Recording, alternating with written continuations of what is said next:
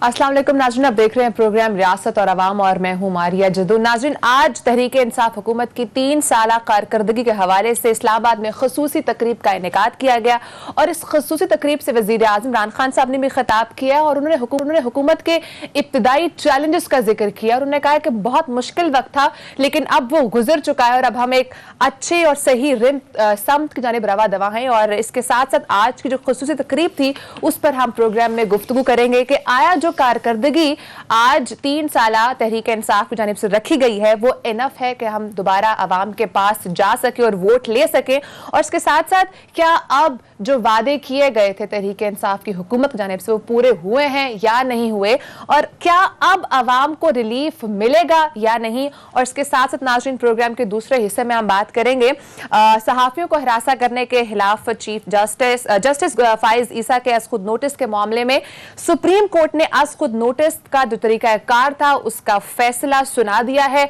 वो क्या है उसके ऊपर प्रोग्राम में बात करेंगे। नाज़रीन, प्रोग्राम में मेरे साथ मौजूद हैं वज़ीर आज़म के मोमन खसूसी बराए फूड सिक्योरिटी जमशेद इकबाल साहब, और प्रोग्राम में हमेशा की तरह मेरे साथ सहाफ़ी तज्ज़ियाकार अदील वड़ाइच भी हैं। जमशेद, प्रोग्राम का आगाज मैं आपसे करूंगी। आज तहरीक इंसाफ ने अपनी 3 साला कारकर्दगी अवाम के सामने रखी है। आप चूंकि वज़ीर आज़म के मोमन खसूसी हैं, आप क्या ये समझते हैं कि जो कारकर्दगी पेश की गई है, खासकर वज़ीर आज़म ने स्पेशल खिताब भी किया है, ये इनफ है दोबारा नेक्स्ट जनरल इलेक्शंस में अवाम के पास जाने के लिए? देखिए, अवाम में तो जाने के लिए 2 चीज़ें आपको चाहिए होती हैं। एक ये कि लोगों को ये यकीन हो जाए कि आपकी डायरेक्शन ठीक है, और दूसरा ये कि आपकी नीयत ठीक है। ये 2 चीज़ें भी अगर अवाम को पता चल जाए तो आपके साथ चल पड़ते हैं। लेकिन हमारे साथ खुशकिस्मती ये हुई है कि हमारा मोमेंटम बन गया है। कोरोना का 1.5 साल, फिर आप कह लें पहले जो कुछ वो करके गए थे उनका ख्याल था कि हम संभाल ही नहीं सकेंगे, क्योंकि प्रैक्टिकली आप कह लें कि जैसे उसे कहते हैं टेक्निकल डिफ़ॉल्ट। टेक्निकल डिफ़ॉल्ट ये होता है कि आपके पास 3 महीने की जो आप कह लें इंपोर्ट उसके पैसे ना हो, और दूसरा जो शॉर्ट टर्म होती है इन्वेस्टमेंट, यानी आपकी स्टॉक एक्सचेंज में जो फॉरेन इन्वेस्टमेंट है वो अगर वापस मांग लें तो आप वो दें। Short term investment stock exchange में प्लस 3 महीने की इंपोर्ट, अगर ये पैसे ना हों तो कहा जाता है कि आपके पास इतने फॉरेन रिजर्व ना हो तो कहा जाता है कि टेक्निकल डिफ़ॉल्ट। हम टेक्निकली डिफ़ॉल्ट कर चुके थे। टेक्निकली डिफ़ॉल्ट जो मुल्क मिला उसमें आप संभल गए और फिर आपने कोरोना मैनेज कर लिया। और आज अगर जो फिगर देखें ना, कि पिछले साल हमारी जो ग्रोथ हुई है वो हुई 4% ग्रोथ, जो मैं समझता हूँ कोई ऐसी कोरोना के पॉइंट ऑफ व्यू से बहुत अच्छी है, लेकिन जितनी हमें चाहिए वो नहीं है। लेकिन आज जो मंथली ग्रोथ हो रही है, सीमेंट में देखें, आप सरिये में देखें, आप ऑटो में देखें, आप टेक्सटाइल में देखें, आप हाउसिंग में देखें, फिर आप लार्ज स्केल मैन्युफैक्चरिंग में देखें, फूड सेक्टर में देखें, क्राफ्ट्स में देखें, ज़राअत में देखें, तो जो इस वक्त हो रही है ग्रोथ वो 14, 15, 16, 17, 18, 20% ये ग्रोथ हो रही है। अच्छा, जब ये 15-18% ग्रोथ हो रही है तो ये ग्रोथ चाहिए थी बेसिकली। फिर हम जो तवक्को कर रहे हैं कि इस साल क्रॉप्स में जो ग्रोथ है, इस वक्त आपकी खरीफ की 4 क्रॉप्स हैं, 4 क्रॉप्स में जो हम मिनिमम ग्रोथ एक्सपेक्ट कर रहे हैं राइस और मकई में वो 18% है, और जो ग्रोथ हम गन्ने में कर रहे हैं या चीनी में वो 25% है, और जो इसमें कॉटन में कर रहे हैं वो 60% है। इस तरह की फिनोमिनल ग्रोथ कभी नहीं हुई थी। फिर जो फंडामेंटल्स थे हमारे, आम आदमी को क्या फायदा पहुंचेगा? देखें, आम आदमी को फ़ायदा ये हुआ कि आपकी बेरोज़गारी कम होना शुरू हो गई, आपके पास चीज़ें सस्ती होना शुरू हो गई। फिर आपके पास सिंपल देखें, सादा सी बात कि आम आदमी, जब आपका टैक्स कलेक्शन बढ़ गई, पिछले साल 900 अरब रुपये बढ़ गई, इस साल आपकी 1000 अरब टैक्स कलेक्शन और बढ़ रही है। फिर आम आदमी, जब आप आम आदमी का जिक्र करते हैं उसमें किसान का ज़रूर जिक्र किया करें, क्योंकि सबसे गरीब तबका वो है। अब अगर किसान के घर 1100 रुपये ज़्यादा चला गया है तो फिर भी आप मुझे सवाल पूछें कि आम आदमी को क्या फ़ायदा होगा, तो सवाल थोड़ा सा बेमहल हो जाता है। 1100 अरब रुपये उसके घर चला गया है। फिर जब आप देखें, फिर अगला जो बड़ा ना तजर्बाकार कह लें या अनस्किल्ड वर्कर होता है वो होता है आपका इसमें हाउसिंग में घर बनाने वाला मिस्त्री मैक्सिमम स्किल्ड आदमी होता है, बाकी सारा अनस्किल्ड होता है। वहाँ अगर तरक्की जो 18-20% हो रही है, अगर मतलब कोई 30% के लगभग सीमेंट की प्रोडक्शन बढ़ रही है, तो फिर आप अंदाज़ा कर सकते हैं कि वहाँ रोज़गार के क्या हालात हैं। फिर 40 लाख घरों में आप इंटरेस्ट फ्री कर्जा दे रहे हैं। आप हर फार्मर को 1.5 लाख से लेके 3 लाख रुपए इंटरेस्ट फ्री कर्जा दे रहे हैं। आप मशीनरी 81 इम्प्लीमेंट्स आधी कीमत पे दे रहे हैं। ये सारे आम आदमी हैं। ये आप फर्टिलाइज़र की बात करें, आप सीड की बात करें, आप पेस्टिसाइड की बात करें, आप इम्प्लीमेंट्स की बात करें, आप घर बनाने की बात करें, आप दुकान के लिए पैसों की बात करें, ये सारे जो इंटरेस्ट फ्री मिल रहे हैं। फिर जिसे अगली बात फिर आप करें बड़े की बात कर लें कि आपकी टेक्सटाइल में नवाज शरीफ साहब और जरदारी साहब के 9 साल दौर में 66 अरब रुपया उनको रिबेट दिया गया, यानी उनको सब्सिडी दी गई, यानी 7.5 अरब रुपया सालाना।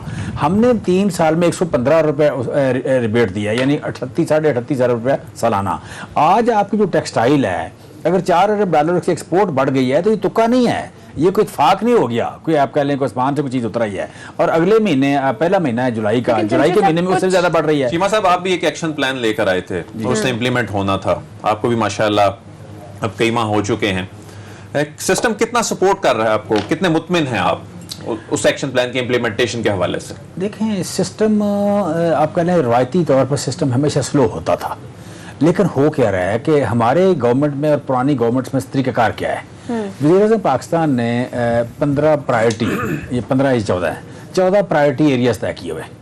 उन प्रायोरिटी एरियाज़ की जो आपका कन्वीनर है वो मीटिंग लेता है और एक मीटिंग प्राइम मिनिस्टर खुद लेते हैं ताकि कहीं स्पीड लैक ना करे। सो मेरा जो प्रायोरिटी एरिया जिसका मैं कन्वीनर हूँ, फूड सेक्टर है। फूड सेक्टर के जो मेंबर हैं, 4 सूबों के चीफ सेक्रेटरी हैं, ये 6 सूबों के चीफ सेक्रेटरी हैं, फिर आप सारे सेक्रेटरी हैं, फिर मिनिस्टर हैं। उसमें अगर मिनिस्ट्रीज देखें, food, agriculture, life stock and fisheries, 4 मिनिस्ट्रियाँ हैं। लिहाजा यहाँ जो डिसीजन होता है उसकी वीकली मीटिंग है, वीक में एक मीटिंग ज़रूर है, और 2 या 3 वीक के बाद प्राइम मिनिस्टर को मीटिंग लेते हैं। लिहाजा अब पूरा सिस्टम सपोर्ट नहीं कर रहा, पूरा सिस्टम दौड़ रहा है, पूरा सिस्टम ने रेस लगाई हुई कि हमने ये टारगेट अचीव करने हैं। मसलन जस्ट आपको एग्जाम्पल दूँ, इस वक्त हम 17 डैम सिर्फ केपी के में, मीडियम साइज़ के, छोटे नहीं, मीडियम साइज़ के। जो बड़े 10 डैम हैं उनका भी वो भी इसमें नहीं आते, बड़े 10 डैम है वो भी इसमें नहीं है। 17 मीडियम साइज़ के डैम हैं जिनका कमांड एरिया डेवलप हो रहा है। अच्छा, डैम बन गए, कमांड एरिया डेवलप हो रहा है। कभी तारीख में इस तरह 17 डैम्स पे एक वक्त काम नहीं शुरू हुआ। 71,000 एकड़ ज़मीन आबाद होने जा रही है इस साल और अगले साल में, ठीक है। इन डैम्स पे 1,91,000 आपकी गोमल जैम पे आबाद कर ली हमने। 80,000 का हम टारगेट ले रहे हैं और हम गोमल जैम पे करेंगे। फिर ये जो चोलिस्तान का एरिया है, चोलिस्तान में बड़े बिग वे में, फिर एक और दो फिगर और नोट कर लें। मसलन आपने पूछा स्पीड का वाले पंजाब में हज़ारों खाड़े हैं, 80,000 खाड़ा है, शायद 80,000 जो वाटर चैनल हैं, 80,000 में इस साल के एंड तक सिर्फ 2,000 खाड़ा रह जाएगा जो कच्चा है। 78,000 खाड़ा पक्का हो गया। ये है अचीवमेंट हमारी, ये है स्पीड। लेकिन मसला पता क्या है, वो मार रोड के पास नहीं है, वो आपके जो है ना, आपका क्या नाम है, आईनी एवेन्यू, क्या से कहते हैं आप, कॉन्स्टिट्यूशनल एवेन्यू, इसके पास नहीं है। बड़े लोगों को नजर नहीं आता, आम लोगों का मामला है। लेकिन वो आम लोगों का, और वो आबाद जमीन कहाँ होती है, जो पहले गैर आबाद होती है, गैर आबाद जहाँ आबादी कम होती है।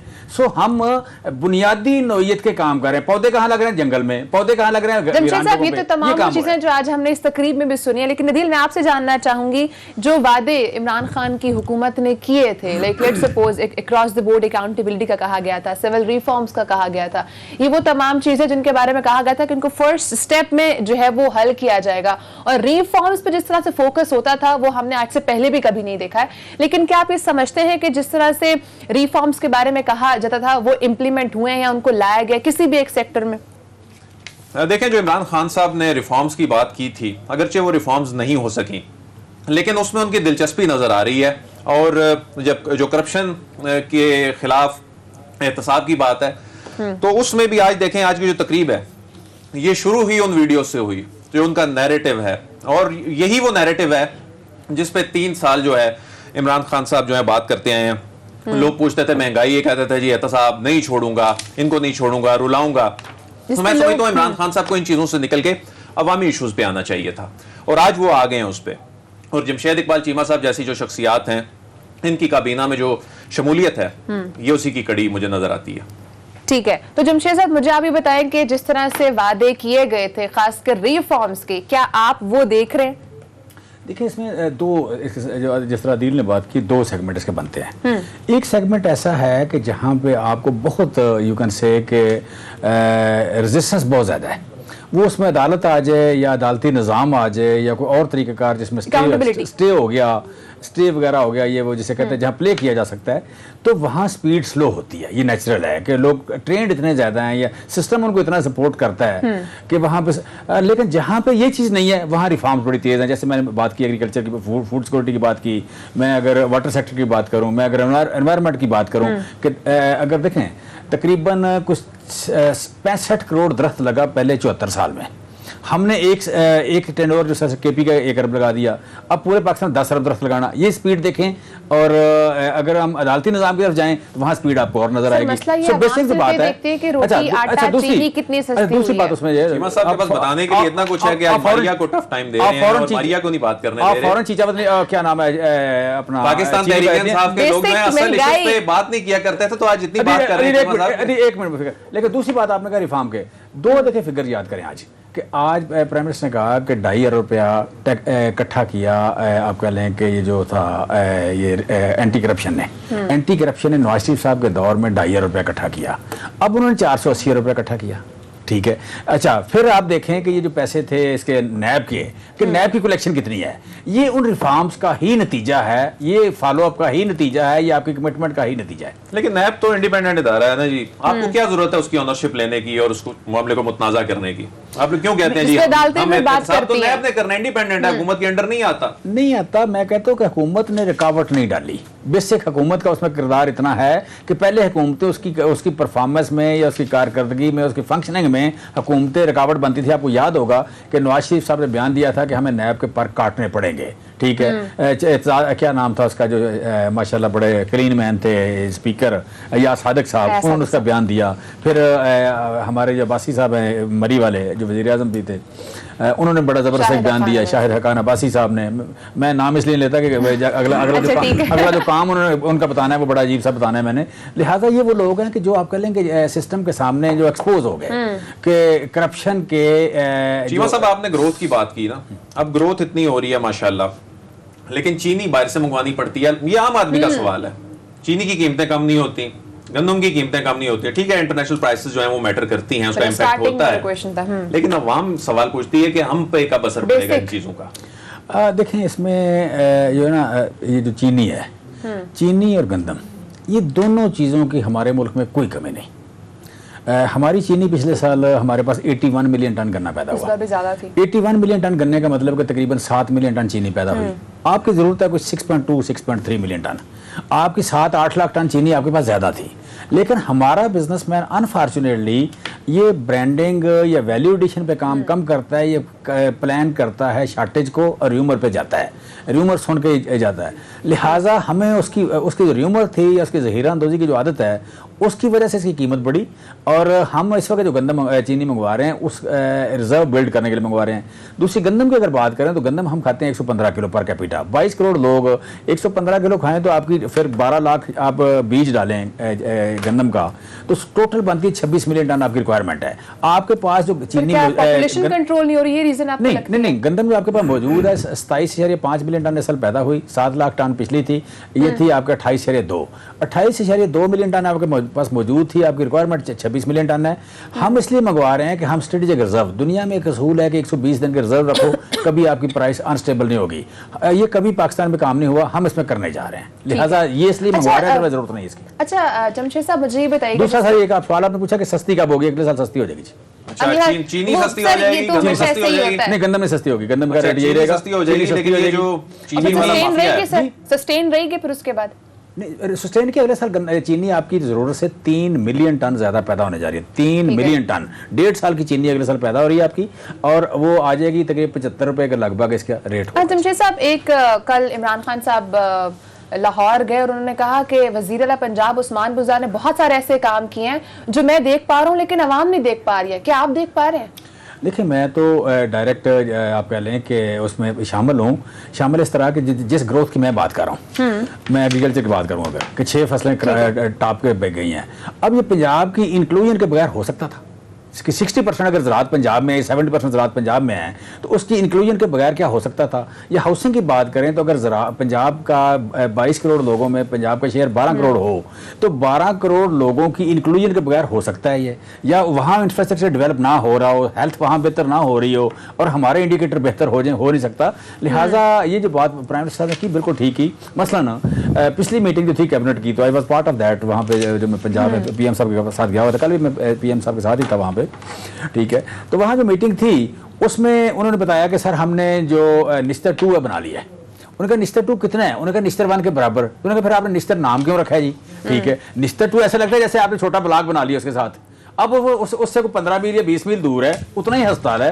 तो मतलब हाईलाइट करने में एग्रीकल्चर में चीन क्या करने जा रहा है हमारे पाकिस्तान के एग्रीकल्चर में, जो CPEC के मंसूबे एग्रीकल्चर से मुतल्लिक हैं, उसमें क्या होने जा रहा है? देखिए, चीन के पास टेक्नोलॉजी इस वक्त दुनिया में सबसे बेहतर टेक्नोलॉजी चीन के पास है, सबसे बेहतर, इसमें कोई शक नहीं कि दुनिया पिछले सालों में अगर कोई पूछे ना मुआवजा अगर देखें तो चीन की ज़राअत में हुआ है। चीन इस वक्त 11% ज़मीन है उसके पास, 29% grain plus fruits and vegetable. In 2 sector को अगर देखें तो 29% प्रोडक्शन है चाइना की, वर्ल्ड की, और उसके पास ज़मीन जो है जिस पे वो पैदा कर रहा है वो 11% है। ये कहीं मुआवजा नहीं हुआ। अब उसके पास जो टेक्नोलॉजी है वो टेक्नोलॉजी हमें अवेलेबल है। उस टेक्नोलॉजी को उसे कहते हैं एग्जैक्टिक टेक्नोलॉजी। एग्जैक्टिक टेक्नोलॉजी को हम यहाँ अडाप्टेशन करा रहे हैं। अडाप्टेशन करा के ये छोटी मोटी जो चेंजेस हैं करके यहाँ अडाप्ट कर रहे हैं। हम जो बात कर रहे हैं कि हम इतने फ्रूट्स पैदा करेंगे, 3 गुना फ्रूट्स पैदा करेंगे, हम इतनी सब्जियाँ पैदा करेंगे, हम डिज़ाइन चेंज कर देंगे, उसमें हमारे जहन में ये भी है कि जो एग्जैक्टिक हम टेक्नोलॉजी ला रहे हैं उसी टेक्नोलॉजी को लेके जल्दी चलना है, वरना हमें अपनी टेक्नोलॉजी डेवलप करते थोड़ा सा टाइम ज़्यादा लगना है। लिहाजा चाइना की तरफ से हमें पूरी सपोर्ट है, हमें कोई इशू नहीं है। दूसरा है कि चाइना इन्वेस्टमेंट भी सर, अब टाइम अच्छा आने वाला है पाकिस्तान के अवाम पे, रिलीफ टाइम अच्छा आ गया जी। अब तो बेसिक देखें, फ्रैंकली मैं आपको बताऊँ, ये थोड़ा सा ना जिसे कहते हैं ना एक कौमों का कर्जा, या मतलब या ज़मानों का कर्जा, कि अगर आपके पास आज इनकम आपकी $1500 या $1600 पर कैपिटा है, दुनिया की इनकम चली गई $20,000 $25,000, तो इसका मतलब है कि तारीख में हम बड़े नालायक रहे हैं, हमने अच्छा परफॉर्म नहीं किया। अब फिर देखेंगे लोगों का डिज़ाइन क्या था प्रोग्रेस का, तो GDP ग्रोथ का वो अच्छा वो होता है 7-8%, 9%, 10%, 11%। ये कुछ 40 साल आपका ये स्टाइल रहे तो फिर आप तरक्की करते हैं। अब हम अगर 10% भी ग्रोथ करें, डबल डिजिट में भी करें, तो फिर भी जो $1500 की इनकम है अगले साल वो $1520 हो जाएगी। हमारी ज़राअत जो है हमारी मईशत का बोझ कब उठाएगी चीमा साहब? देखिए, आपकी ज़राअत इस साल से आपकी मईशत का बोझ उठा रही है। पता है कैसे? इसको थोड़ा सा अंडरस्टैंड करने की ज़रूरत है। जितने आपके व्यूवर जो हैं वो भी देखें कि आपके पास सिर्फ 3 इंडस्ट्रीज़ हैं जिनकी रॉ मटेरियल ज़राअत से नहीं आता। आपके पास IT है, हाउसिंग है और क्या नाम है, ऑटो।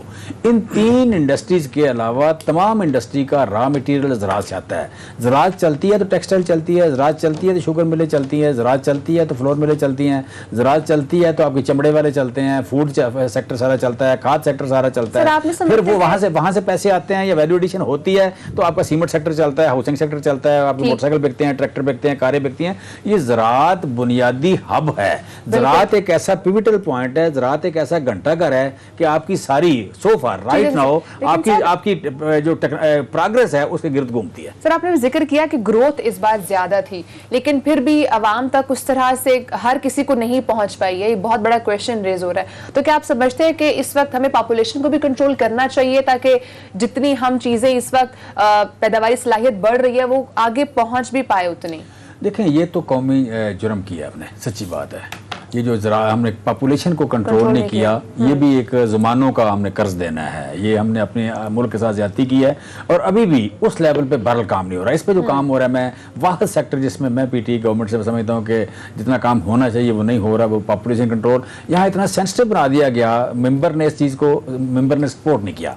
मेंबर को इस मामले में सपोर्ट करना चाहिए था। मैं आपके तवसत से मैं समझता हूँ कि मैं मेंबर से भी सपोर्ट मांगूंगा कि ये ज़रूरी है। ये किए बगैर आप पानी और आपकी स्पेस, ये दोनों, ना आपकी ज़मीन साथ देती है ना आपका पानी साथ देता है, कोई चीज़ भी कोई चीज़ भी साथ देती है। पॉपुलेशन कंट्रोल जो है ये बड़ा ज़रूरी है। ठीक है, बहुत शुक्रिया जमशेद अपने प्रोग्राम के। नाज़रीन, ब्रेक का टाइम हुआ है। ब्रेक के बाद जो आज की जो 3 साल कारकर्दगी हुकूमत ने हमारे सामने रखी है उसको मज़ीद एनालाइज करेंगे कि क्या आया जो अब वज़ीर आज़म इमरान खान साहब कह रहे हैं कि मुश्किल वक्त गुजर गया, अब रिलीफ मिलेगा। क्या वाकई वक्त आ चुका है कि रिलीफ मिलेगा? ब्रेक के बाद से बात करेंगे, साथ रहिएगा।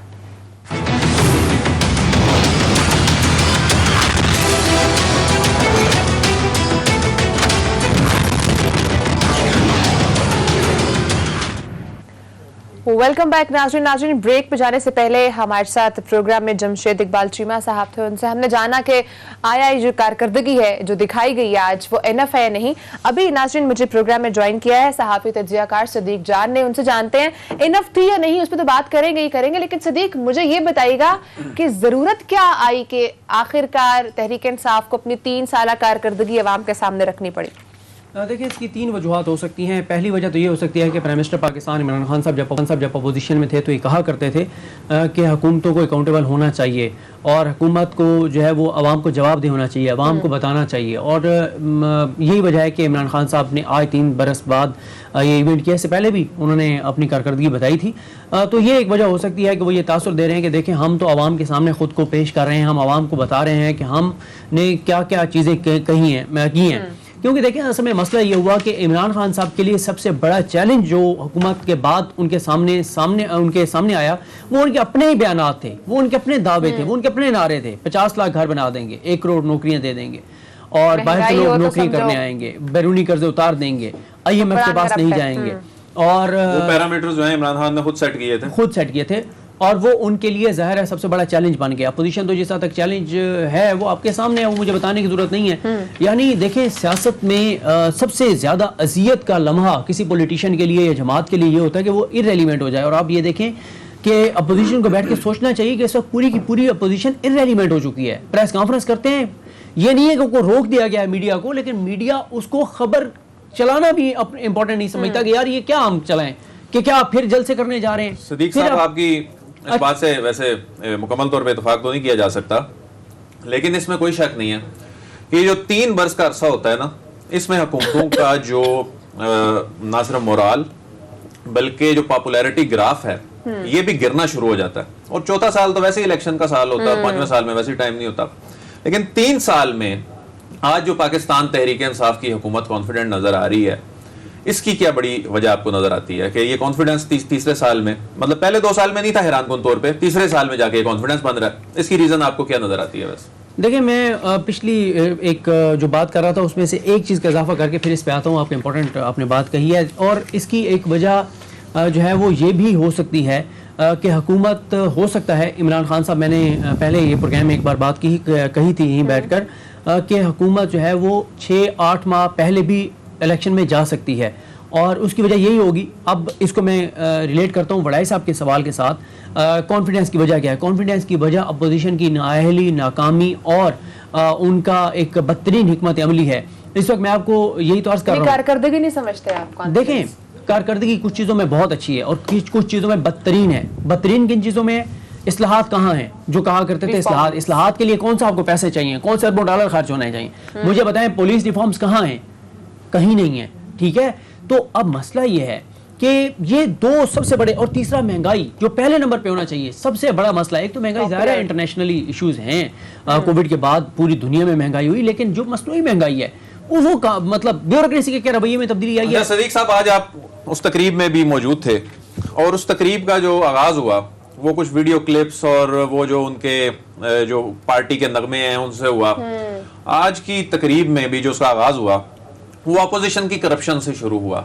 आज भी वो वीडियो क्लिप्स, वो बीपर्स, वो प्रोग्राम के क्लिप, वो उन पॉलिटिशियंस के बयानात, कोई पकड़ा गया है, वो बम्पर्स चल रहे हैं, वो चलाए गए।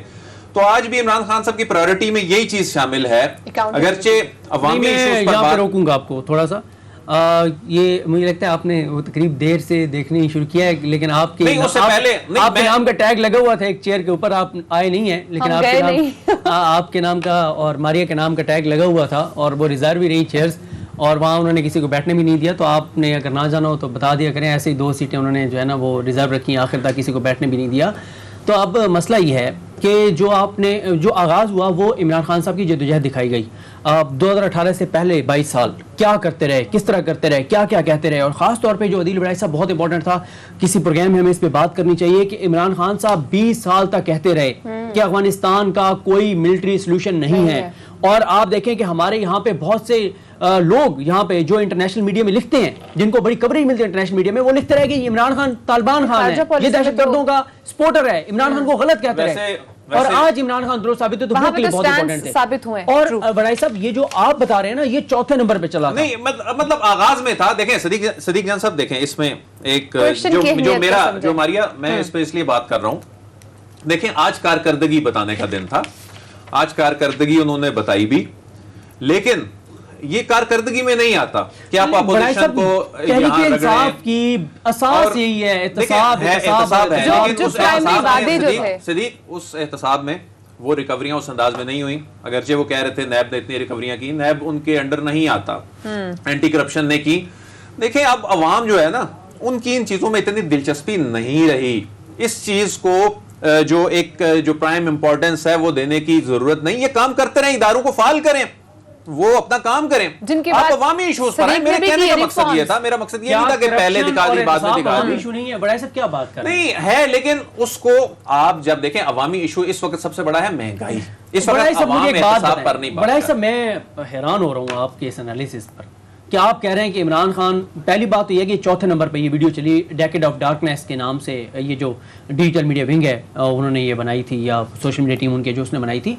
मसला यह है बड़ाई साहब, आप कह रहे हैं कि ये क्यों दिखा रहे हो भाई? इमरान खान, मुझे एक बात बताएं, इमरान खान ने 22 साल में ये कहा था कि मैं आके टमाटर सस्ते कर दूंगा, या आटा सस्ता कर दूंगा, या घी सस्ता कर दूंगा। उसने तो 22 साल एक ही बात की, और इमरान खान को क्रेडिट जाता है कि करप्शन को उसने इशू बनाया। इससे पहले तो नवाज शरीफ आज बाहर बैठे हुए हैं, आज आप देख लें जो बड़े बड़े रहनुमा हैं वो जमानतों पर हैं या बाहर बैठे हुए हैं, तो इसका हिसाब कौन देगा? नहीं, इमरान खान के मातहत है अदलिया। तो मैं यही तो कह रहा हूं कि आप उसकी ऑनरशिप क्यों लेते हैं? ऑनरशिप तो वो लेंगे ना, वो ऑनरशिप इसलिए लेंगे कि भाई उसने तो नहीं एनआरओ दिया ना, वो तो आज भी चाहता है। आने की बेस थी वो अकाउंटेबिलिटी। देखें इमरान खान के मातहत कर दे अदलिया को, फिर एहतसाब नहीं होता तो आप पकड़ लें इमरान खान को। लेकिन ये तो बात ना करें, सादगी वाली बात आप कर रहे हैं कि जी ये क्यों चला रहे हो भाई? 22 साल तक एक ही चीज इमरान खान ने बेची है, एक ही चीज पे इमरान खान को वोट मिला है, और वो है एहतसाब और इंसाफ। इसके अलावा इमरान खान ने कभी नहीं कहा था कि मैं आके और जो है वो ये करूंगा। ये तो अब आके इमरान खान ने इसको, पाकिस्तान को इस्लामी फलाई रियासत बनाने की तरफ जा रहे हैं। जिस तरह से एहसास प्रोग्राम है, हेल्थ कार्ड है, कामयाब जवान है, कामयाब पाकिस्तान है, किसान कार्ड है, ये सारी चीजें ये उसकी तरफ तो अब जा रहे हैं। पहले तो इमरान खान एक ही बात करते थे, मैं आऊंगा सारों को जेल में डाल दूंगा और किसी को नहीं छोड़ूंगा।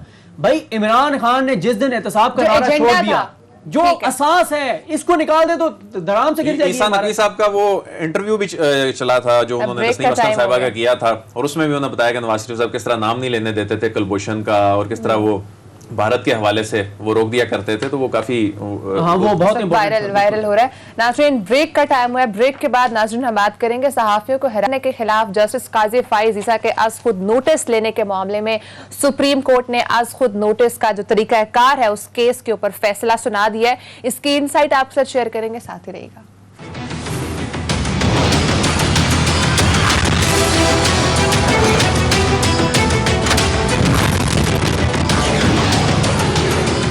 वेलकम बैक नाज़रीन, सुप्रीम कोर्ट जस्टिस काजी फाइज ईसा की जानिब से 20 अगस्त का आज खुद नोटिस वापस ले लिया है, और सुप्रीम कोर्ट ने इस आज खुद नोटिस का जो तरीकाकार था उस केस के ऊपर फैसला भी सुनाया और वाजे कर दिया है किस तरीके से आज खुद नोटिस जो है वो लिया जा सकता है। अदील, मुझे ये बताइएगा कि इस केस की क्या डिटेल्स हैं, आज क्या डेवलपमेंट रही है, क्या फैसला सुनाया गया? देखिए, आज खुद नोटिस के हवाले से असूल वज़ा कर दिए गए हैं। इससे पहले कोई ऐसा मैकेनिज्म नहीं था। आइन में 184(3) के तहत लिखा था कि अदालत जो है वो फंडामेंटल राइट्स की प्रोटेक्शन के लिए और जो अवामी मफाद के जो इश्यूज हैं उनके लिए आज खुद नोटिस ले सकती है। लेकिन ये कौन लेगा, ये आज वज़ा हो गया। इससे पहले सिर्फ 2005 का जो एक सर्कुलर था, एक ऑर्डर था, उसकी बुनियाद पर ही ये चीजें चल रही थी, और काजी फाइज ईसा साहब ने इसको चैलेंज किया अपने खत में जो उन्होंने बेंच को लिखा है। तो आज के फैसले में ये असूल वज़ा कर दिए गए हैं। उसमें एक तो 20 अगस्त का जो 2 रुकनी बेंच का फैसला था जो काजी फाइज ईसा साहब ने लिखा था, वो वापस हो गया और ये मामला भेज दिया गया चीफ जस्टिस ऑफ पाकिस्तान को। इस हवाले से सदीक जान साहब के पास एक खबर भी है, शायद वो प्रोग्राम में शेयर करें कि आगे क्या इस पर डेवलपमेंट उसके बाद हुई है। और इसमें अदालत ने करार दिया है कि कोई बेंच आज खुद नोटिस खुद से नहीं ले सकता, यानी कि सिर्फ चीफ जस्टिस ले सकते हैं। चीफ जस्टिस ऑफ पाकिस्तान के पास भिजवाया जाएगा। अगर कोई समझता है, कोई जज साहब, ऑनरेबल जज साहब ये समझते हैं कि इस पे आज खुद नोटिस बनता है, तो वो मामला चीफ जस्टिस ऑफ पाकिस्तान को भिजवाया जाएगा। आज खुद अदालत ने करार दिया है कि आज खुद नोटिस का हतमी इख्तियार चीफ जस्टिस के पास है। फिर इसमें जो सहाफियों के हकूक से मुतल्लिक मामला था, ये चीफ जस्टिस को भिजवा दिया गया है और उस पर जाहिर है चीफ जस्टिस साहब ने अब आगे इसको देखना है कि वो टेकअप होना है या नहीं होना। तो कोई बेंच, इसमें कहा गया है कि किसी मामले पर आज खुद नोटिस का मामला चीफ जस्टिस को भिजवा सकता है और पहले से जो लिए गए खुद नोटिस हैं उनकी कार्रवाई चलती रहेगी। कल के प्रोग्राम में आपने मुझसे सवाल किया था कि अदील ये जो पुराने आज खुद नोटिस हैं, तो वैसे आपके सवाल पे मुझे बड़ी हैरानी हुई है कि आज वो बाकायदा अदालती हुक्म में, अदालती फैसले में इस मामले को एड्रेस किया गया है कि पहले से लिए गए जो खुद नोटिस हैं उनकी कार्रवाई चलती रहेगी। फिर इसमें कहा गया है कि जो प्रेस एसोसिएशन की जो दरख्वास्त है वो, यानी चूंकि बड़ी इंपॉर्टेंट, उसको अदालत पहले ही कह रही थी, तो वो चीफ जस्टिस ऑफ पाकिस्तान के सामने रखने का हुक्म था और बेंचेस के नोटिस पर समाअत जो है वो चीफ जस्टिस साहब के तश्कील करदा जो बेंचेस हैं वही करेंगे। ये नहीं है कि कोई जज साहब नोटिस लें और बोलें कि मेरे सामने लगा दें, जिस तरह के काजी फाइजा साहब वाले 20 अगस्त के ऑर्डर में हुआ। फिर इसमें कहा गया है कि कोई बेंच आज खुद ना तो किसी को तलब कर सकता है और ना ही रिपोर्ट मंगवा सकता है। इस केस में भी यही हुआ, उसमें रिपोर्ट मंगवा ली गई फ्री कैन से, उनको नोटिस जारी कर दिए गए। फिर आज खुद नोटिस का इख्तियार इस्तेमाल करने के लिए चीफ जस्टिस ऑफ पाकिस्तान की मंजूरी लाजमी करार दे दी गई है। तो एक अबहाम था, दहाइयों से था, जिस पे इसी अदालत के चीफ जस्टिस साहिबान खुद बात किया करते थे आज खुद नोटिस जो है वो कैसे होने चाहिए। तो आज ये वाजे हो गया, इसका तफसीली फैसला आएगा। मैं समझता हूं कि ये अदालती तारीख का एक बहुत ही अहम केस था जो टेकअप हुआ और उस पर चीजें ये वजह हो गई हैं और अनसर्टेनिटी खत्म हो गई है कि ये किसने काम करना है। अच्छा सदीक, मुझे बताएगा, एक तो जो आपके पास इस हवाले से इनसाइड स्टोरी है वो भी शेयर कीजिएगा, दूसरा ये बताइएगा कि जिस तरह से अब आज खुद नोटिस के जो कह रहे हैं अदील भी कि इख्तियार सिर्फ चीफ जस्टिस साहब के पास है, क्या आप ये ठीक समझ रहे हैं? देखें, पहली खबर तो ये है कि जो आज जो फैसला है सुप्रीम कोर्ट का, ये 5 रुकनी बेंच का, उसके बाद जो वो फाइल है, वो जो पिटीशन है, जो सहाफ़ियों की जो दरख्वास्त है, वो कायम मकाम chief justice Pakistan justice Umar Raza Bandial साहब के सामने रख दी गई है और अब वो इस पर फैसला करेंगे कि इसको 184(3) के तहत आगे प्रोसीड करना है, नहीं करना, और अगर करना है तो कौन सा बेंच इसको सुनेगा और यकीनन वो इस पर बेंच बनाएंगे। सदीक, आप ये बता रहे हैं कि यानी जिस तरह अदालत में कहा गया कि सहाफियों के हकूक से मुतल्लिक मामला चीफ जस्टिस को यानी ये भिजवा दिया गया, तो अब वो दरख्वास्त उमर रज़ा बंदियाल साहब, ऑनरेबल कायम मुकाम चीफ जस्टिस ऑफ पाकिस्तान, उनके सामने ये रख दी गई और अब वो उस पर फैसला यानी एग्जीक्यूट हो गया, ये यानी इस फैसले पे एग्जीक्यूशन हो गई है। उसकी वजह ये है कि उमर रज़ा बंदियाल साहब हो, इजाजुल एहसन साहब हो, काजी मोहम्मद अमीन साहब हो, मुनीब अख्तर साहब हो या मोहम्मद अली मजहर साहब हो, पांचों का इस चीज़ पर इत्तफाक था कि सहाफ़ियों का तहफ़्फ़ुज़ इंपॉर्टेंट मामला है और जहाँ तक काजी मोहम्मद अमीन साहब ने कहा कि आज़ादी सहाफ़त पर हमला सुप्रीम कोर्ट पर हमले के मुतरादिफ है और बड़े क्लियर हैं। और आपको पता है दिल वड़ाई साहब के उमर रज़ा बंदियाल साहब हमेशा इन चीज़ों पर किस तरह से एक्शन लेते हैं और किस तरह से वो बात सुनते हैं, कोई भी दरख्वास्त गुजार आता है किस अच्छे अंदाज से वो एंटरटेन करते हैं। तो काश के यही होता, हमारे जो सहाफ़ी हैं वो उमर रज़ा बंदियाल साहब जो कायम मकाम चीफ जस्टिस पाकिस्तान। आज हमारे सदीक साहब पब्लिक न्यूज़ के अमजद भट्टी साहब जो कि प्रेस एसोसिएशन के सदर हैं, रोस्ट्रम पे गए तो उमर रज़ा बंदियाल साहब ने सहाफ़ियों के हवाले से बहुत ही इतने बेहतरीन अंदाज में बात की, बड़ी इज्जत दी सहाफियों को और ये उनका बड़ापन भी है। वो बड़े पोलाइट अंदाज में प्रोसीडिंग चलाते हैं, वो तो वकील के साथ, मतलब कोई भी वकील हो, इतने पोलाइट अंदाज में बात करते हैं और आज उन्होंने सहाफियों के हवाले से एक क्लैरिटी दे दी। लेकिन सदीक साहब आप ये बताएं कि आज काजी अमीन साहब ने जो सवालात उठाए उनमें से एक सवाल बड़ा अहम था मारिया, जब काजी अमीन साहब ने ये पूछा ना कि ये किन किन तारीखों को साइन हुई, क्योंकि मतलब ये था ना कि ये प्ली ली जा रही थी जी, कोई बेंच अवेलेबल नहीं था, इसलिए काजी फाइज साहब की अदालत में चले गए। बहुत अर्जेंट मैटर था। उसमें सदीक साहब ये बताएं कि ये जो 14 तारीख और 20 तारीख वाला मामला था, बड़ाई ये साहब क्या था? 14 तारीख को एक जो दरखास्त गुजार है उन्होंने 14 को दस्तखत किए, एक ने 20 को दस्तखत किए। तो इससे ये वाजे हुआ कि पिटीशन 14 को तैयार थी जब चीफ जस्टिस पाकिस्तान जस्टिस गुलजार अहमद साहब पाकिस्तान में मौजूद थे। और फिर वो जब गए, आप पता नहीं उनके जाने का इंतजार किया या वैसे ही टेक्निकल बुनियादों पर या किसी भी वजह से वो दरखास्त लेट हो गई।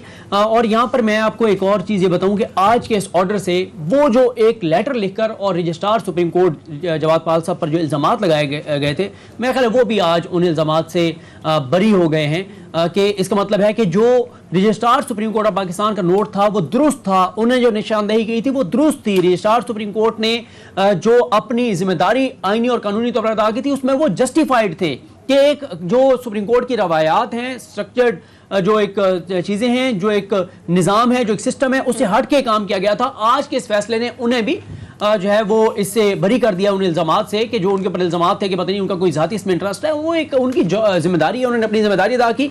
और साथ ही आप ये देखें कितना इंपॉर्टेंट मामला था, लेकिन आज अदील वड़ाई साहब आज कोर्ट में आप मौजूद थे। जिस तरह से वकला जो हैं, जो पाकिस्तान बार कौंसिल की तरफ से या सुप्रीम कोर्ट बार, जो अटॉर्नी जनरल पाकिस्तान खालिद जवेद खान साहब ने फैसलों के हवाले दिए थे, उसके अलावा एक फैसला नहीं कोर्ट कर सके। ये तो सूरत हाल है। और देखें अटॉर्नी जनरल को देखें, इसलिए मैं हमेशा उनकी तारीफ करता हूं कि वो इतने फेयर हैं कि जो जजेस ने खुद सोमोटो लेके और उनको आगे प्रोसीड किया, उनके भी उन्होंने हवाले दिए थे, यानी कोई केस उन्होंने छोड़ा नहीं था। यही वजह है कि एक भी हवाला उनके केसेस के अलावा नहीं दिया जा सका और बड़ी फेयर उन्होंने बात की थी। और फिर मैं हैरान होता हूँ, आखिरी बात मारिया, शायद प्रोग्राम का वक्त भी खत्म हो गया है, कि मैं हैरान होता हूँ लोगों से जब वो ये कहते हैं कि हमें अटॉर्नी जनरल पाकिस्तान और बेंचेस जो हैं वो एक पेज पर नजर आते हैं। ओ भाई, जब अटॉर्नी जनरल पाकिस्तान खालिद जवेद खान बात ही आईन और कानून के मुताबिक करते हैं और कई ऐसी चीजें वो मारिया करते हैं, मुझे पता है कि हुकूमत में बैठे हुए लोग उनकी मुखालफत करते हैं। बहुत से लोगों को नागवार गुजरती है वो बात कि ये क्यों कह रहे हैं, लेकिन उन्हें पता होता है कि जो वो दिल से समझते हैं, जो आईन और कानून के मुताबिक जो चीज होती है वो उसके ऊपर खड़े होते हैं। और यही वजह है कि हमेशा बेंच में उनको इज्जत भी मिलती है। जवाद पाल साहब के हवाले से, ये पाकिस्तान एडमिनिस्ट्रेटिव सर्विस के अफसर हैं, बड़े ही अपराइट ऑफिसर हैं। इससे पहले ये बड़ी अच्छी पोजीशंस पे रहे, फिर अभी ये प्राइम मिनिस्टर ऑफिस में रहे और अब ये नए रजिस्ट्रार के तौर पे आए हैं। और इनके हवाले से जज साहब का एक एतराज भी था, लेकिन इनको बड़ी कदर की निगाह से देखा जाता है। इवन अदलिया में भी इनको बड़ी कदर की निगाह से देखा जाता है कि बड़े अपराइट ऑफिसर हैं ये। अब मजीद बातें तो तभी खोलेंगे जब तफसीली फैसला आएगा। नाज़रीन, टाइम खत्म हो चुका है। इंशाल्लाह आपसे अगले हफ्ते मुलाकात हो। ख्याल रखिएगा। अल्लाह हाफ़िज़।